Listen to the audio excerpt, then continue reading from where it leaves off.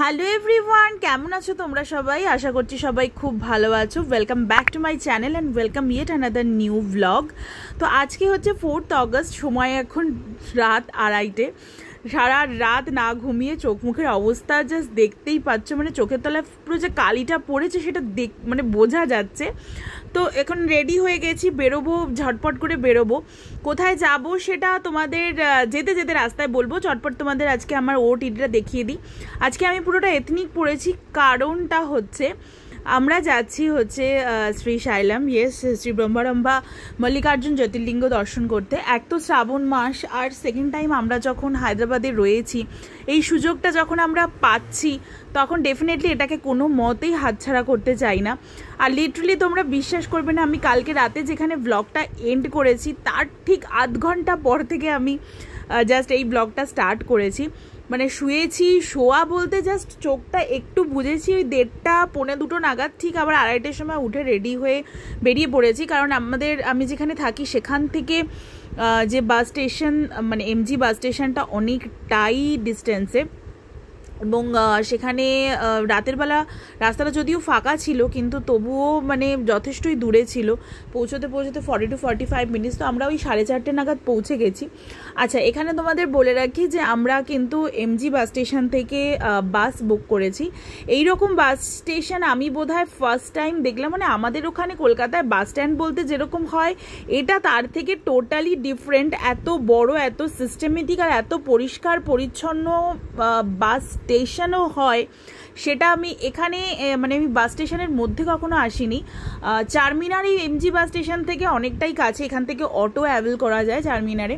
তো সেই সময় আমি একবার এসেছিলাম, মারা যখন এসেছিল তখন আমি এই বাস স্টেশন, মানে এমজি বাস স্টেশন যে মেট্রো স্টেশনটা আছে সেখান থেকে অটো ধরে চারমিনারে গেছিলাম, কিন্তু বাস স্টেশনের মধ্যে কখনো আসিনি। ইটস দ্য ফার্স্ট টাইম আমি এলাম। আর এত রাতেও সমস্ত দোকানপাট খোলা, তোমাদের প্রয়োজনীয় সমস্ত জিনিস তোমরা পেয়ে যাবে। এই সিস্টেমটা না সত্যিই খুব ভালো। আমাদের ধর্মতলায় যে বাস স্ট্যান্ড আছে সেটা মানে সত্যি কথা বলতে একদমই ভীষণ, ওখানে বাসের হয়তো অনেক রুটের অনেক পরিষেবা রয়েছে, কিন্তু বাস স্টেশনে যে এরকম সুন্দর হাওড়া স্টেশনের মতো একটা ট্রেন স্টেশনের মতো যে এরকম তো বড় বাস স্টেশন হয়, দ্যাটস ওয়াই এটাকে বলে হয়তো বাস স্টেশন। প্রথমে যখন আমি শুনতাম যে এমজি বাস স্টেশনকে বাস স্টেশন বলে কেন, বাট এটা আমি এখানে এসে বুঝলাম এখানে প্ল্যাটফর্ম সেগ্রিগেট করা থাকে। মানে এই প্ল্যাটফর্ম থেকে এই রুটেরই বাস ছাড়বে। যেমন আমাদের শ্রীশাইলাম 23 নম্বর রুটের মানে প্ল্যাটফর্ম থেকেই আর কি শ্রীশাইলামের বাস ছাড়ছে। তো এখানে আমরা অনেকক্ষণ আগে চলে এসেছি এবং আমরা দুজনেই চোখটা না জাস্ট খুলে রাখতে পারছি না। আমরা 4:10-15 নাগাদ চলে এসেছিলাম এখানে, আর দুজনেরই অবস্থা ভীষণ খারাপ, কারণ সারা রাত ঘুমায়নি। আর বার্থডে বয়ের বার্থডেটা তো সত্যি খুব হেক্টিকই যাচ্ছে, বাট হ্যাঁ আমরা এটা দর্শন করব বলেই আমরা এরমভাবেই প্ল্যান করেছিলাম। আমরা জানতামই রাত 12টার সময় সেলিব্রেশনের পরে এরকমই কিছু একটা সিচুয়েশন হবে। তারপরেও এটা শ্রাবণ মাস যখন চলছে, আর সত্যি কথা বলতে হায়দ্রাবাদে এসেছি 1 বছর হয়ে গেছে। অনেকবার ভেবেছি শ্রীশাইলাম যাব, কিন্তু ওই যে বলে না বাবার ডাক না আসলে কিছুতেই তুমি সেখানে যেতে পারবে না। সেখানে যাওয়ার জন্য তোমার ডাকের প্রয়োজন। তো এটা আমার সেকেন্ড টাইম কোনো জ্যোতির্লিঙ্গ দর্শন। আমি ফার্স্ট টাইম রামেশ্বরমে গেছি, আর পার্থর জন্য দিস ইজ দ্য ফার্স্ট জ্যোতির্লিঙ্গ দর্শন করছে। তো এই সৌভাগ্যটা যখন আমাদের কাছে, বাবা যখন ডেকেছে তখন অবশ্যই তার কাছে যাব। তো এই হচ্ছে আমাদের বাস, যেটা চলে এসছে। অনেকক্ষণ ওয়েট করার পরে ফাইনালি এসছে। এই 1276 এই যে নাম্বারটা না, এটা তো আমরা, আচ্ছা আরও একটা জিনিস বলে দিই, আমরা মেক মাই ট্রিপ থেকে এই বাসটা বুক করি। মেক মাই ট্রিপ থেকে তোমরা পেয়ে যাবে, এবং তোমরা এই তেলেঙ্গানা স্টেট গভর্নমেন্টের অ্যাপ থেকেও তোমরা বুক করতে পারো, যেটা তোমাদের মানে সুবিধা হয় সেটাই করতে পারো। নন এসি বাস ওই 450 টাকা, আর এসি বাস তোমার ওই 550 টাকা মতো, জিএসটি দিয়ে দুজনের আমাদের 1300 টাকা, যাতায়াত মিলিয়ে 2600 টাকার। বাসটা আমি অসাধারণ একটা মানে কমফোর্টেবল বাস, এটা সেমি স্লিপার বাস, যেটা তোমার ভীষণ কমফোর্টেবল। তো একটু চেষ্টা করবে, যেহেতু 6-7 ঘন্টার জার্নি আছে না, তো সেহেতু একটু এসি বাসটা করলেই কমফোর্টেবল হবে, কারণ গরমটা ওখানে যথেষ্টই গরম, এই ওয়েদারেও যথেষ্ট গরম। নন এসি বাসে যা যেটা কমফোর্টেবল সেটা করতেই পারো। তো আমরা মেক মাই ট্রিপ থেকেই বুক করেছিলাম, এবং ওখানেই তোমরা সমস্ত বাসের নাম্বার, কোন ইয়েতে আসছে, এবং এনকোয়ারি নাম্বার দেওয়া থাকে, ওই সমস্ত কিছু ওখানে জানতে পারবে। কোন প্ল্যাটফর্মে বাস আসছে, কটায় বাস ছাড়ছে, সমস্ত আপডেট তোমরা ওই অ্যাপেই পেয়ে যাবে। আর যেটা বলার সেটা হচ্ছে বাসটা তোমরা বুক করেই যে ওখানে গেলেও অন স্পট তোমরা বুক করতে পারবে, কিন্তু যখন প্রচণ্ড না রাশ থাকে, স্পেশালি যখন শ্রীশাইলাম থেকে হায়দ্রাবাদ ফিরবে, আমাদের যেহেতু ওয়ান ডে ট্যুর ছিল তো সেহেতু আমরা দুটো বাসই বুক করে নিয়েছিলাম।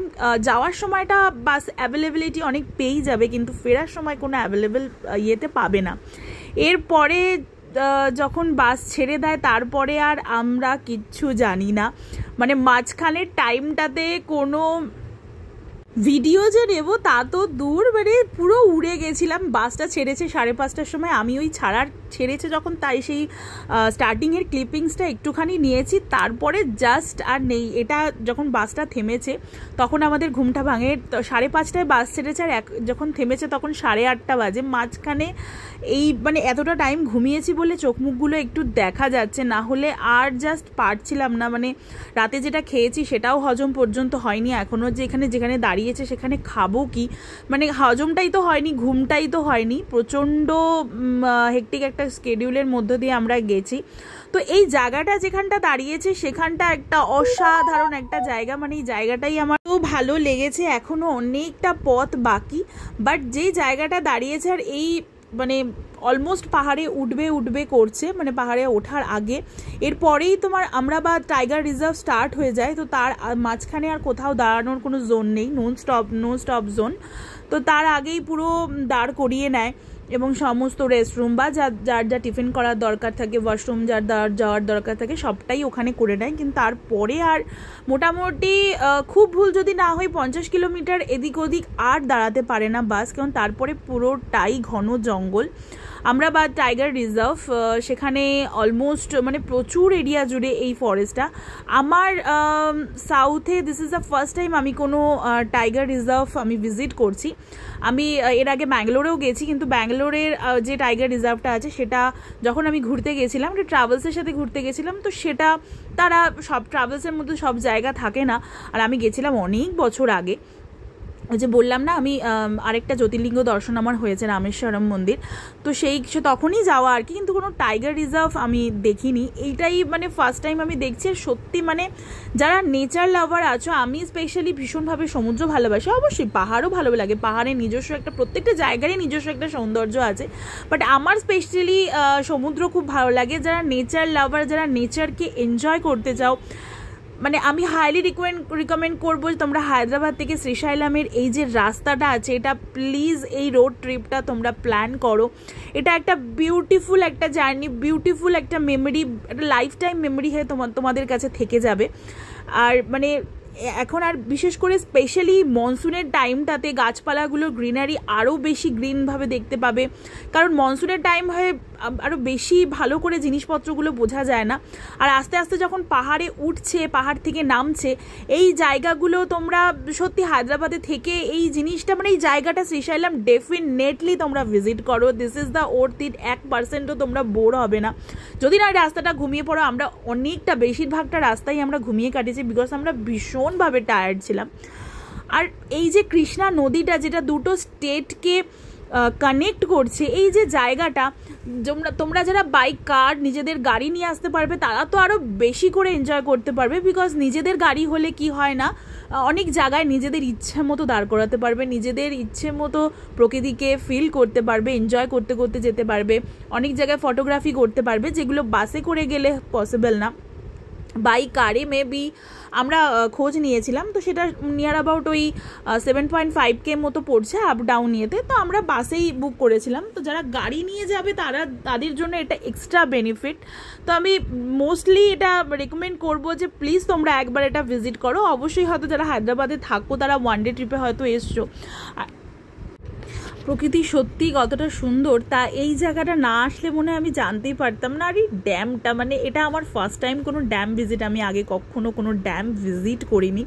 সত্যি বলছি এটা আমার ফার্স্ট টাইম একটা ড্যাম ভিজিট, যেটা মানে অসাধারণ। আর এই রাস্তাটার এটাই মেন শো স্টপার, এটাই মেন আকর্ষণ এই ড্যামটা, এই শ্রীশাইলাম ড্যাম। যারা আবারও বলবো যারা নিজেদের কার নিয়ে আসবে বা বাই কারে আসবে তারা ওই সামনেটা গিয়ে ফটো ভিডিওস ক্লিক করতে পারবে, যেটা আমাদের জন্য আমরা বাসে ছিলাম বলে পসিবল হয়নি। তো ইটস আ বিউটিফুল প্লেস। একে তো কৃষ্ণার নদী, সেকেন্ড হচ্ছে এই ড্যামটা, তার beauty plus nature's beauty, greenery সব মিলিয়ে জাস্ট অসাধারণ একটা জায়গা।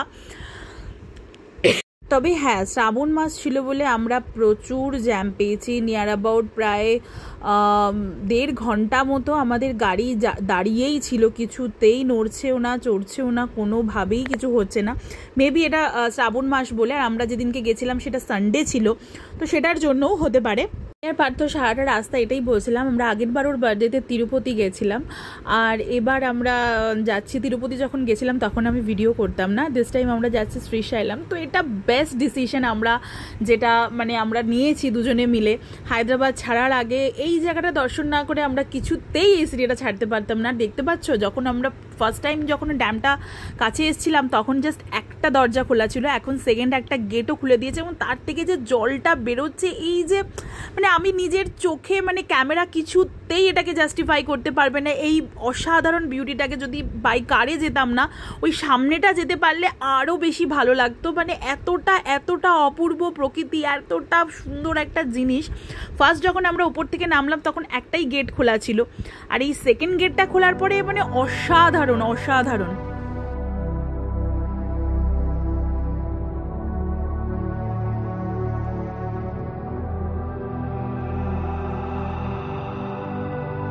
অসাধারণ একটা জায়গা, যেখানে একদিকে তেলেঙ্গানা স্টেট আর আরেকদিকে হচ্ছে আন্ধ্রা, দুটো সিটিকে একটা নদী কানেক্ট করছে। অসাধারণ একটা মানে বিউটিফুল একটা সিনারি, যেটা ছবির মতো সুন্দর। এরপরে আমরা মেন মন্দিরে চলে আসি, এবং তোমরা দর্শন আগে থেকেও বুক করতে পারো শ্রী ব্রহ্মারম্বা মল্লিকার্জুন দেবস্থানম যে অফিসিয়াল পেজটা আছে সেখান থেকে। অতি শীঘ্র দর্শন, ভিআইপি দর্শন, তিনটেই তোমরা ক্যাটেগরি পেয়ে যাবে। 150 টাকা, 300 টাকা এবং 500 টাকা। আর একটা হয় প্রত্যক্ষ দর্শন, যেটা তোমাদের মন্দির থেকে স্লট দিয়ে দেবে, ওই স্লটের মধ্যেই আসতে হবে, এবং যেটার জন্য অবশ্যই ছেলেদের ধুতি পরা ম্যান্ডেটারি, এবং চেষ্টা করবে একটু এথনিক ড্রেস পরে আসার। এরপরে আমি কোনো ক্লিপস নিতে পারিনি, কারণ আমাদের ফোনে চার্জও ছিল না।